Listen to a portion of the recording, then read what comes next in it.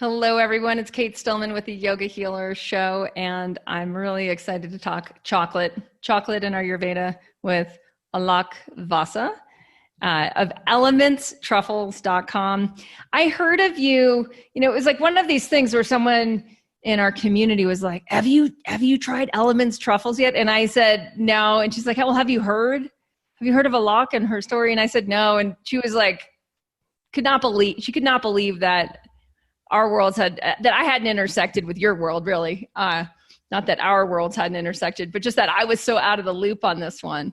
So I asked you to send me some of your incredible gorgeousness, and I have this incredible box of truffles. It's the most beautiful thing. So I mean, this is art. Like this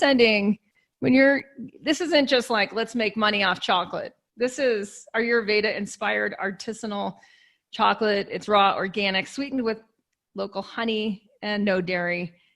Chocolate that uses the principles of Ayurveda to spread peace and happiness one truffle at a time. And you can feel it. Like when you unbox it, like you can feel the peace and the love and the happiness coming through. You can feel the integrity of it. So tell everyone, I mean, you have this incredible story. You were VP of Goldman Sachs before you became a chocolatier. And I would just love for you just to talk to us about why chocolate? Yeah. So, I've always loved chocolate. And for me, chocolate is associated with very childhood memories. My dad, he's a doctor, and he would travel to Europe, for conferences and things like that. And he would come home and it'll be like a suitcase filled with chocolates, right? So there's always even when I talk about it right now, there's a big smile on my face because that's the joy chocolate brought in my life. And then I came to the United States, and I would always try and find good chocolates. I would call myself a chocolate snob, right? So it's like, I don't just have chocolate. I have to have the best chocolate. So I always had this thing for chocolate. And then the other thing that I felt about chocolate was, the movie Chocolate, where this lady, Johnny Depp. Yes. But what appealed to me about that movie was she had this little place and people would come in there and their worries would melt away, right? So it felt like it was just such a beautiful thing around chocolate that could be created, where people could just forget about, all the stress and the, unhappy things in their life and just be in that moment. So I think all these things kind of came together. I think somewhere in my subconscious, they must have existed, that led me to making chocolate, because I never had this thing that, I want to be an entrepreneur and I want to make chocolates. It was never there as a solid intention. But when people ask me this question, I feel like it's probably these elements that led me to chocolate. Yeah. And talk a little bit about what you've learned about chocolate since creating Elements Truffles. Yeah. Especially from the Ayurveda perspective, or where that's intersected with body or health or spiritual connection or whatever it is.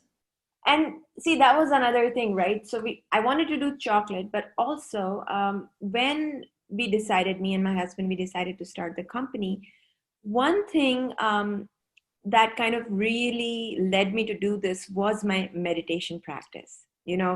I had learned to meditate about 10 years ago before I started Elements Truffles, and I felt that had really amplified my inner voice and made it possible for me to step out of my comfort zone and follow this inner voice. It gave me that strength.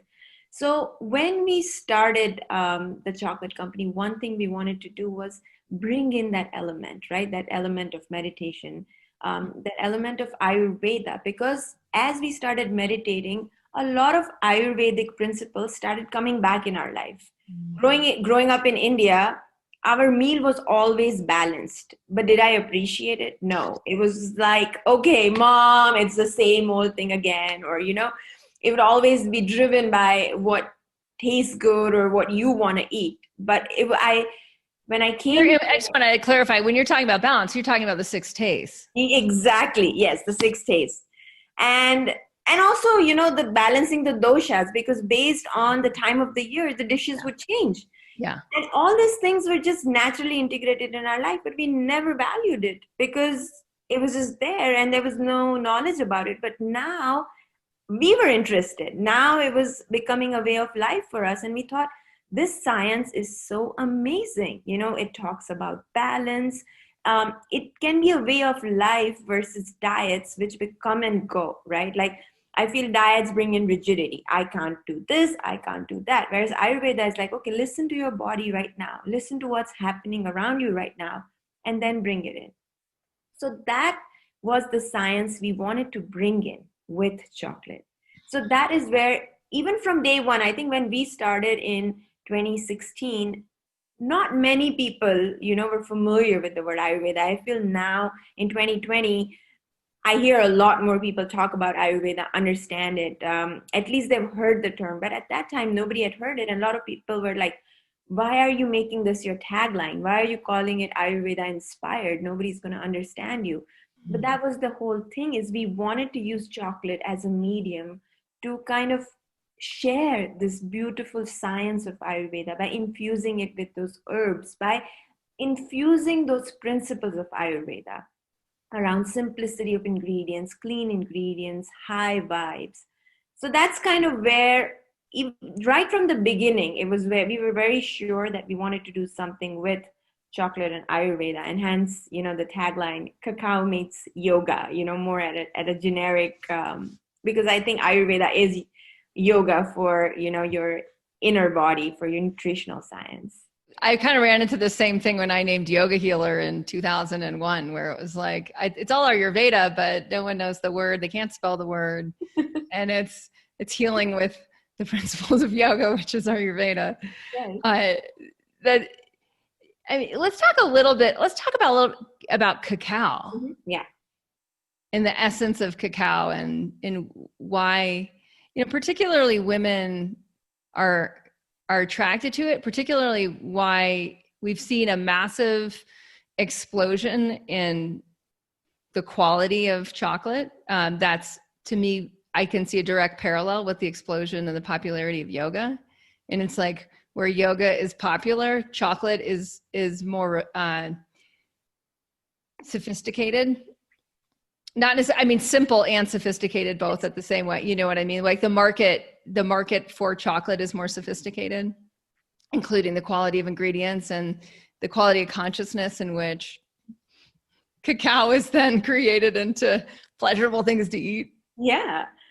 So to be honest, right, when I started I knew about chocolates and things like that, but I had never delved into the sourcing aspects of it, right? So when I started it, I definitely looked for great ingredients and, quality ingredients, and I would get those things, but I never took a deeper dive into where they're coming. And when I created a few samples, I actually sent it to a few chocolate influencers. And there was this one particular lady, she actually replied back and she's like, okay, why don't you look into like cacao in South America? That's where you'll find good cacao. It's fair trade. Do your research. And before you jump into this, make sure you're getting the best cacao. Mm-hmm. And for me, that was like, yes, because we wanted to create something that was sustainable and high prana at all levels of the ingredient, right? It wasn't just about how it's made, but where does the cacao come from? How is it brought into our kitchen also mattered. And so that led us to, we first started with using Peruvian cacao. And then we continued the research and we found another amazing source like a co-op in Ecuador.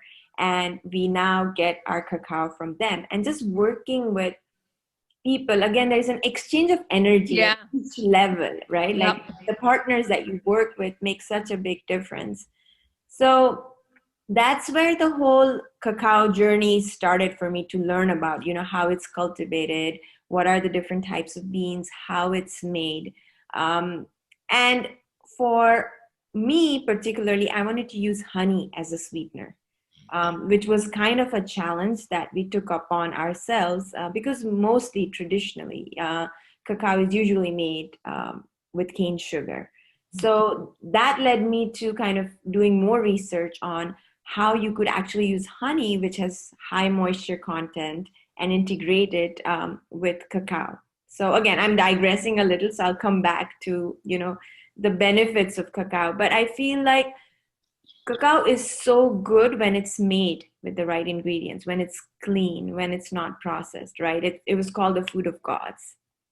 And why? Because it has so many benefits in terms of its antioxidants, magnesium, the flavonols, like all these different things that it has.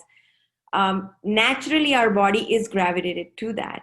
And I think the aspect of luxury, right? Like when you enjoy a piece of chocolate, it elevates the state of your mind.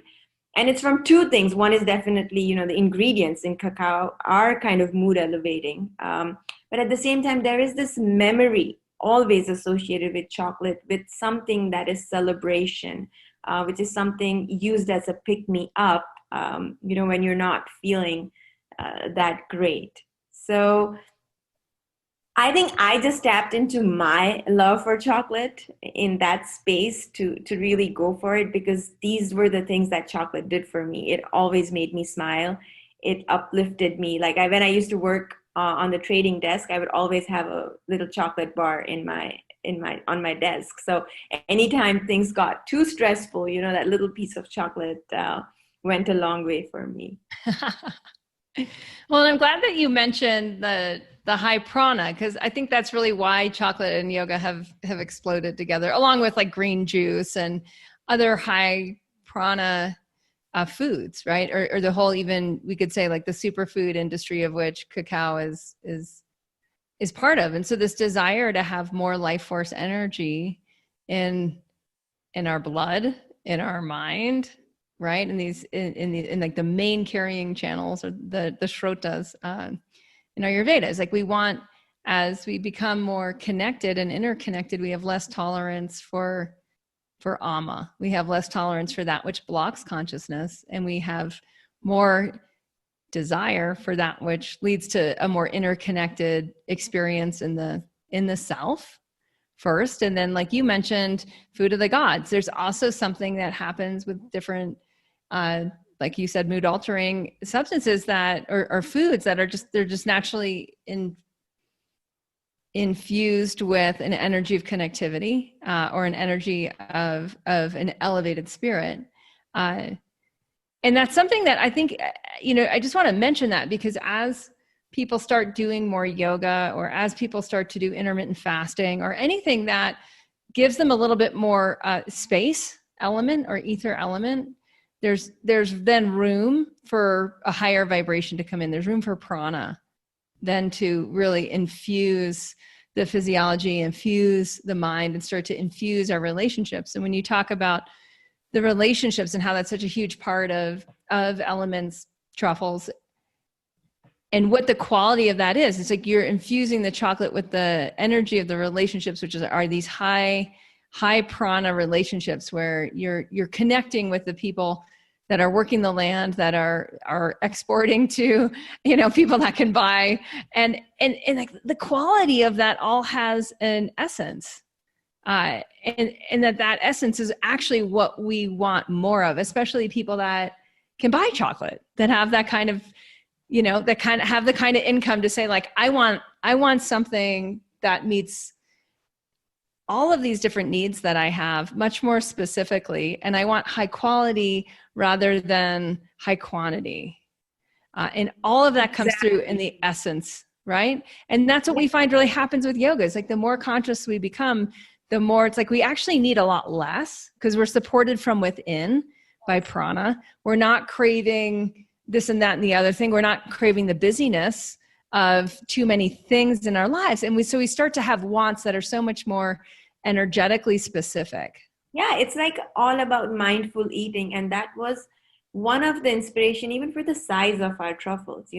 Sometimes people say, why have you made such tiny truffles? And the whole idea, there's a message, that we wanted to communicate behind it. It's just, if you enjoy this little truffle 100%, being in the moment, you will feel it so much more satisfying than having had a whole bar of chocolate. Yeah. And it's one way to kind of control, the portions the portion size that we have.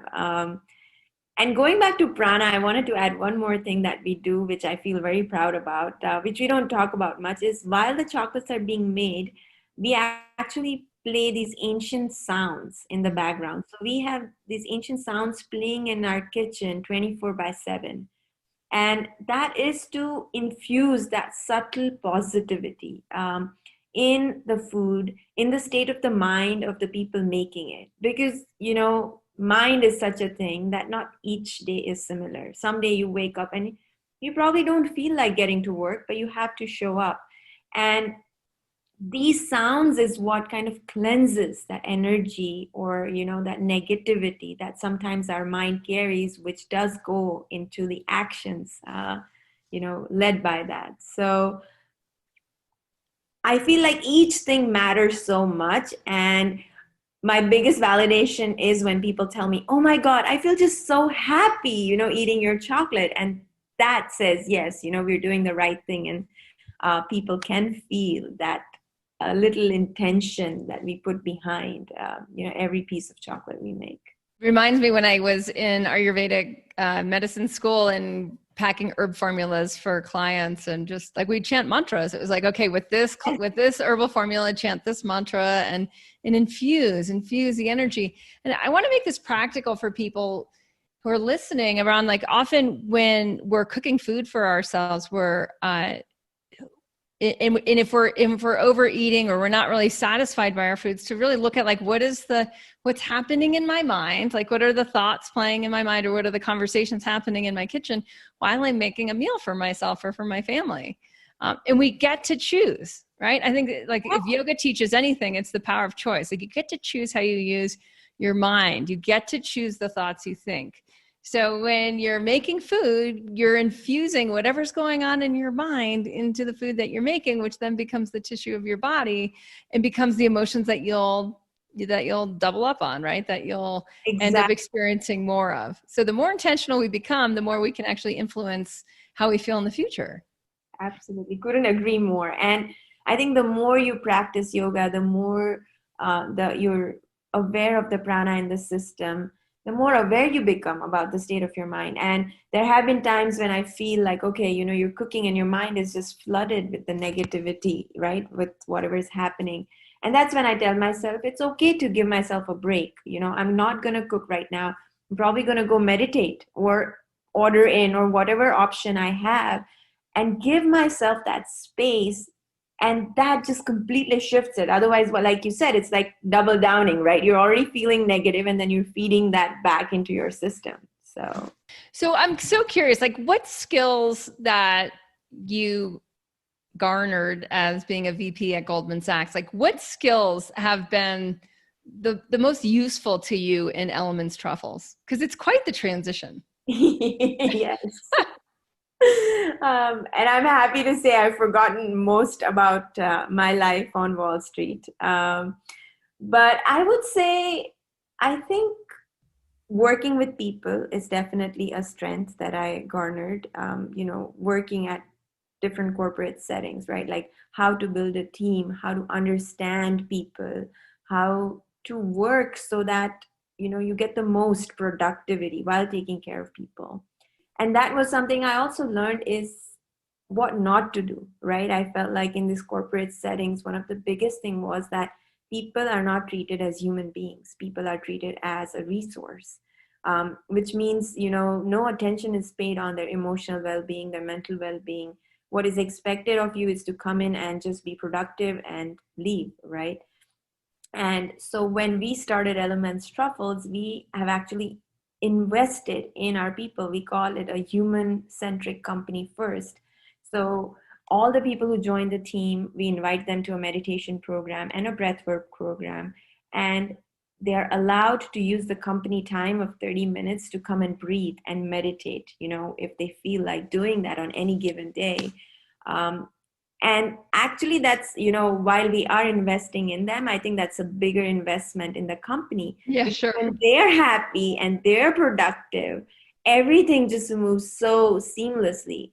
And there's such less instances of conflict resolution or, other issues because people are happy. People feel like they are a family. So I think these were, I would say, primarily just working with people, what to do and what not to do. Both, I think, is what I learned from there.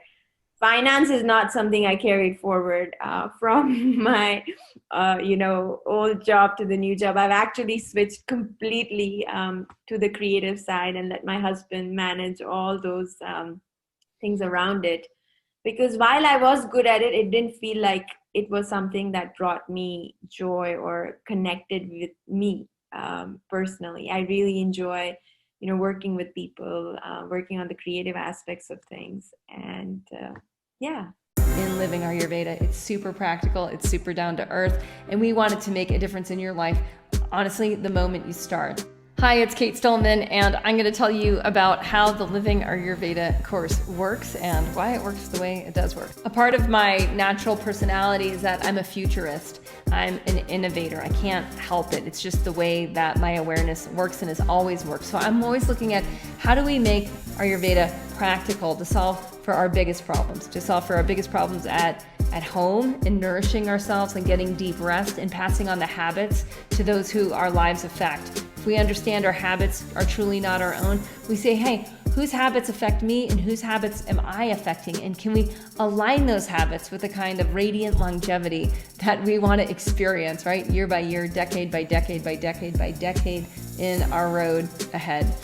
The other core part of my philosophy is around collective leadership, and I take those two words very seriously. I see how there's a whole next level of open-minded integration where we look at the questions that you're bringing, the conversations you're wanting to have, and we build that into our leadership model, help lead and guide our community in the direction of addressing the deepest, most potent issues that'll help us get the greatest traction in growth and transformational evolution. So that's a lot of, my philosophy on Living Ayurveda. I look at our planet, I look at the stresses to our ecosystems, the stresses to our human population, our human culture, and that's what we're solving for. So that's how the whole course is geared. I take my community very seriously, become part of my heart, you become part of my people, and that's how the course works. I mean, that's why it works too, is it's even though we're all coming in from all over the world, we have an experience of deep connection, deep community, and evolution together. All right, I hope that clarifies some of your questions around the Living Ayurveda course. There's so much in what you just said. I want to start with this awakening to your intuitive body, or the Vijnanamaya Kosha is what we might say in Ayurveda, because there's something that brought you into finance, and there's definitely obviously a drive to get to where you climbed on the corporate ladder, so to speak. And there's something that when you started meditating and listening within, that revealed a totally different dharma or life path, and maybe, I'm not sure, but like maybe even was more true to who you all, like the essence of yourself is kind of what I'm hearing in some of that. And I know a lot of people have followed a path, whether it was the path that their families wanted them to fall into, or just the system, just like the school, the insurance, the this, the that, the debt, and end up in a cycle where they're really not living the life that, maybe really not living the life that who they are as a human being they're designed to live. Yeah. And therefore might feel a lot of pain, or just a lot of boredom, depression, anxiety, that, is like putting a label on the pain. So I just would love for you to talk a little bit about any of that and what you think would be helpful to people that feel stuck. Yeah. And you're so right. Like, you touched all the things that kind of I went through, right? Like growing up in India, to a certain point, there is a conditioning of the mind. And success is associated with certain things.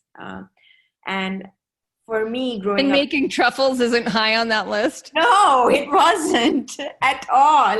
It's a great hobby, but profession, I don't think so, right? So, my parents were both doctors, and they gave us a lot of freedom, but still somewhere being in the society and growing up in that environment, there was this expectation of doing something that is kind of, I don't even know what to call it, but that was respect worthy, or that's considered success, right? So I did follow the generic path. I came to America. I did my master's in computer science.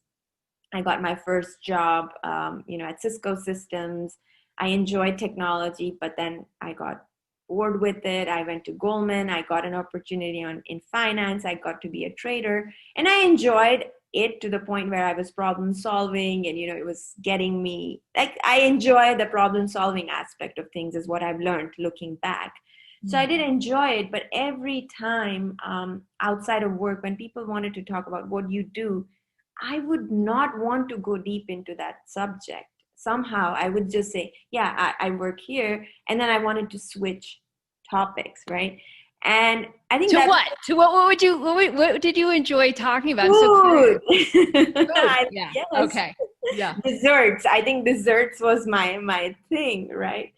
But I didn't recognize it. And then, like I said, with my meditation practice, this inner voice kept on saying, why don't you just follow your passion? And I'm like, but is that really passion, or is this just What brought you into meditation? Like, what was the instigator there? I met a friend when I was working at Goldman Sachs, and she used to do this breathing called sky breathing.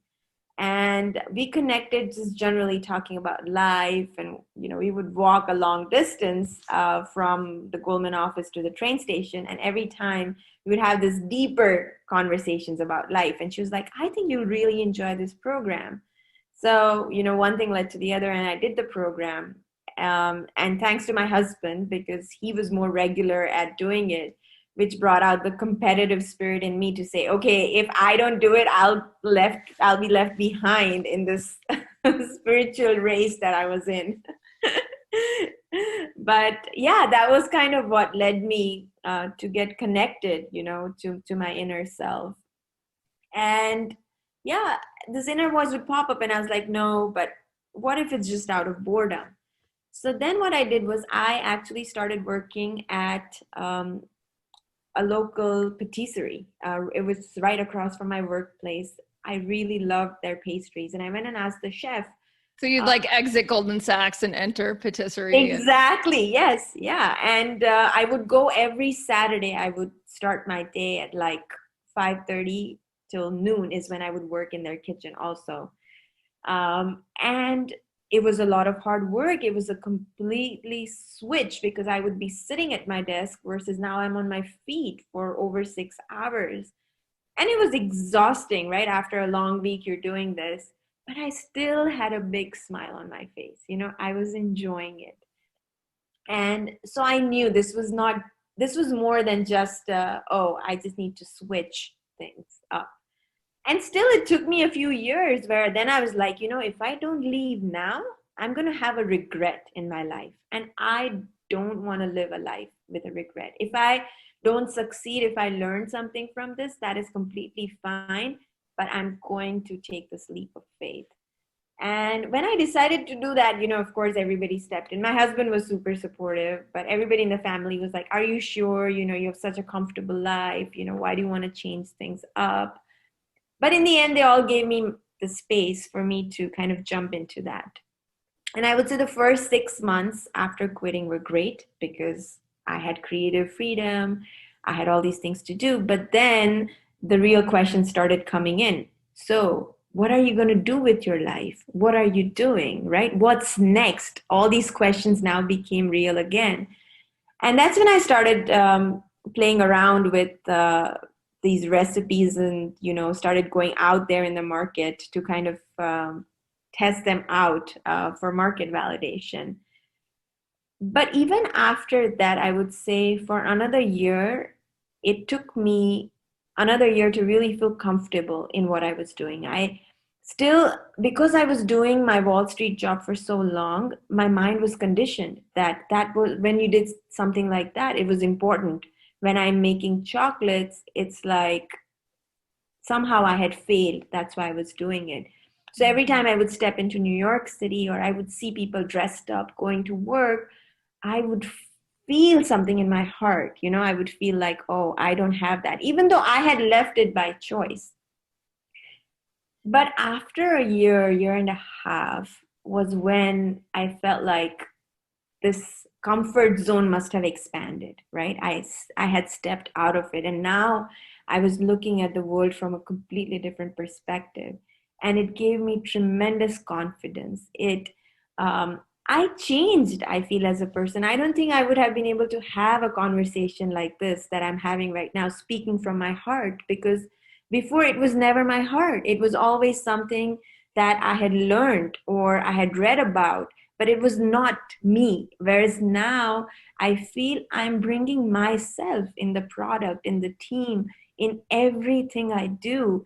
And I make nowhere close to what I made when I was on Wall Street. But I tell you, I sleep like a baby. I wake up with a big smile on my face. And I think nothing compares to that. So for anybody who's feeling you're stuck, I think you know that you're stuck. Don't question it so much and go after what you think you're meant to do, because I think each one of us is sent with a gift, and we have to kind of make the most of that gift for other gifts to open up. And I feel so grateful for this journey. I don't think like I have achieved something great by building this company or anything, but for me personally. Oh, wait a second. Anyone who opens one of these boxes is probably going to disagree with you. It's really a special experience. I'm not one of these like mushy, heartfelt people either. I think the podcast listeners know that. And it really is like there's a lot of transmission in a box. Yeah. So sorry. Go ahead. But it's just about the journey and enjoying every moment of it. And now that I'm connected with my inner calling, everything just seems to be flowing, right? So I'm ready to move with the flow. There's no, sometimes you think I'm just feeling stuck because I'm bored, but I don't think that's true. When you feel stuck, it's because you're stuck. So don't try to question that thing about, am I really stuck or am I just bored? Because when you jump out of it, you will see how liberating it is. And I'm so glad that you mentioned that you highlighted that. Like honor what you feel, as unpleasant as it is, as much as other people don't want to hear about it because it makes them recognize maybe where they're stuck, or where they have made decisions that have maybe sacrificed some of their purpose, their deeper purpose. Because that's just the thing, right? Like in a lot of cultures, particularly like you mentioned Indian culture, before we got on, I was mentioning a little bit like my family's from the Jewish side of my family's from Brooklyn and has done a lot in like business and finance and whatnot. There's certain cultures that you really have to challenge in your lifestyle choices, right? Where it can feel like a direct confrontation to that culture.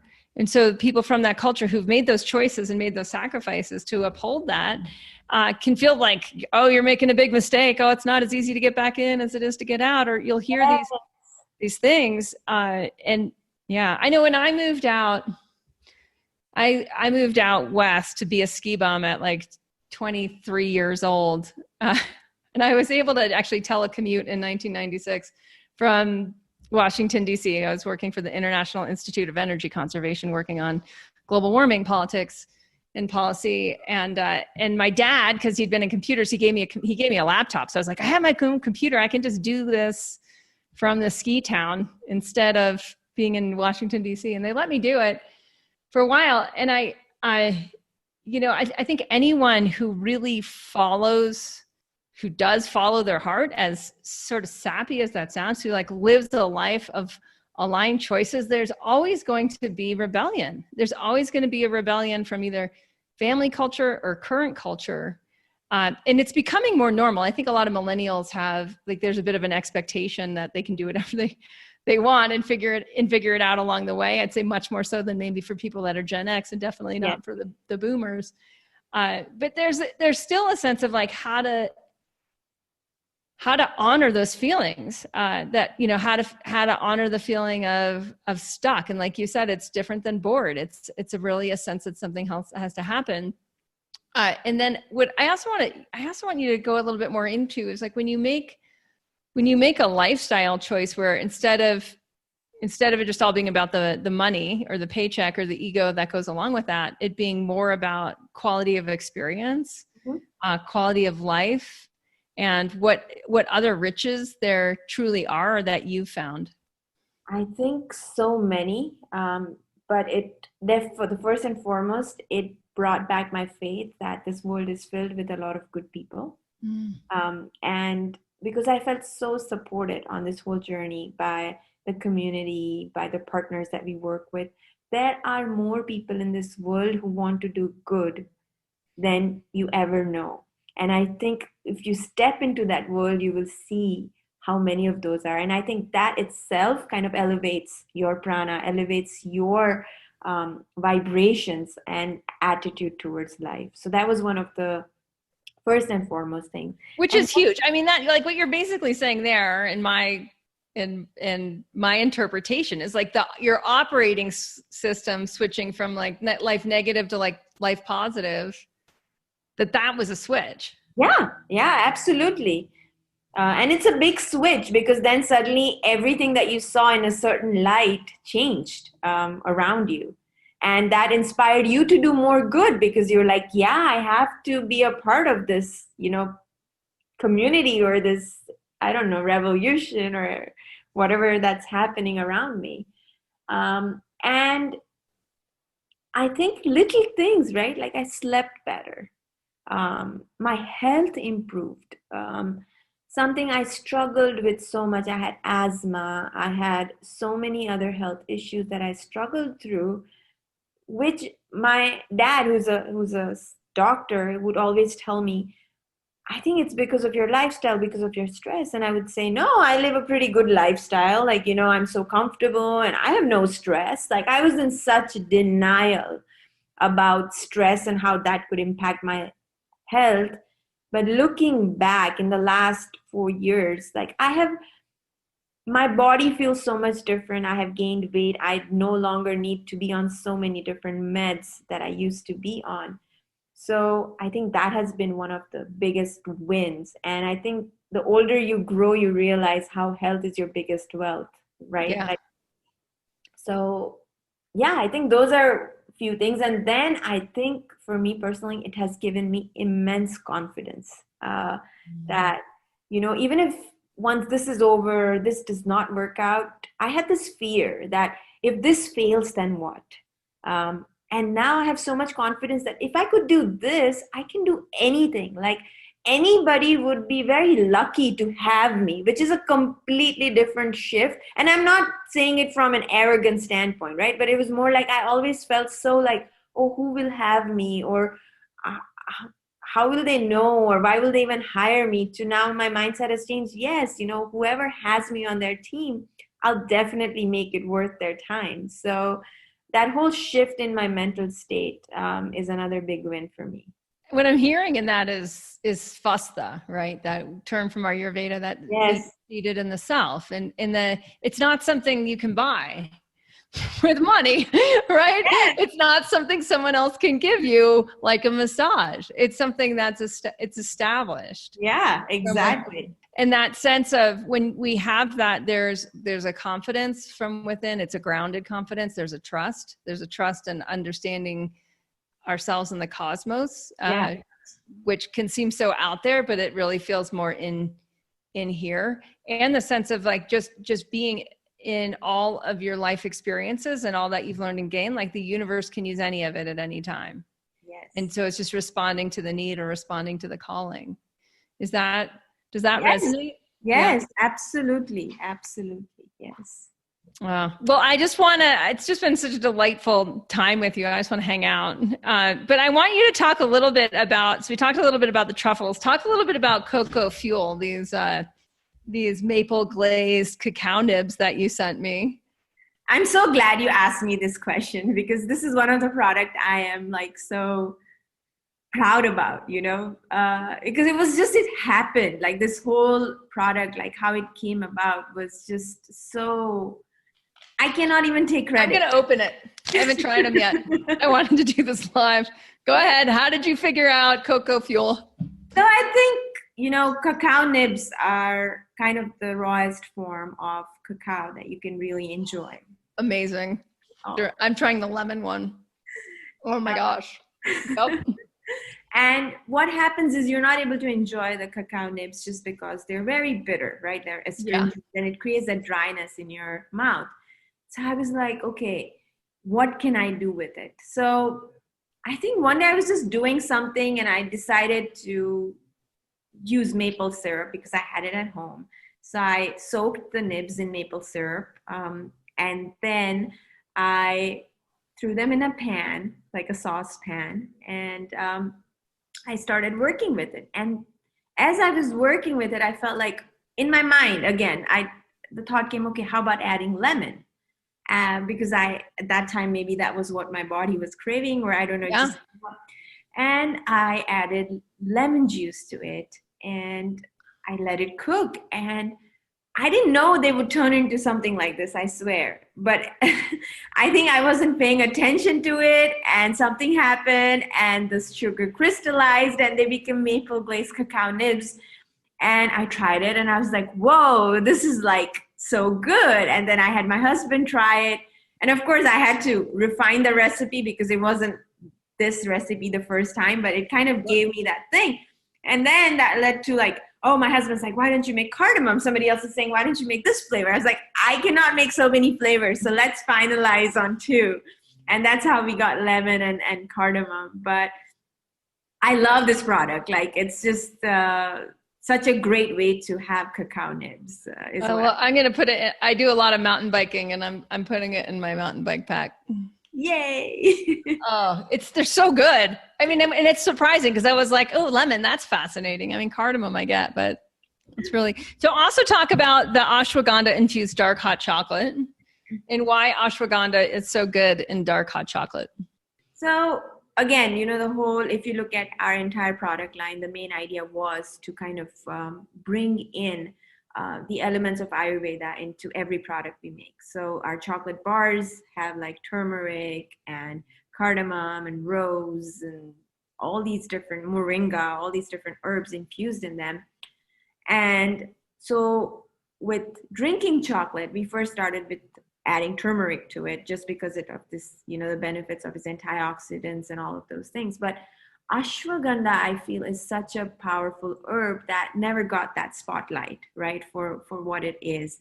And it gives you so much strength. Like the ashwa stands for horse, and it's because of that strength and resilience that a horse has. And that's what ashwagandha brings. It helps improve your memory. It's a great brain food, actually. So it's such a powerful thing, and combining it with cacao, which itself is like filled with all these things, right? I thought it would be a great combination, and having it in a drink, you don't taste it, with the cacao, but you get the benefits of it because you have a nice warm drink with it. And it kind of like how chocolate also acts as a carrier, right, for all these herbs into your system.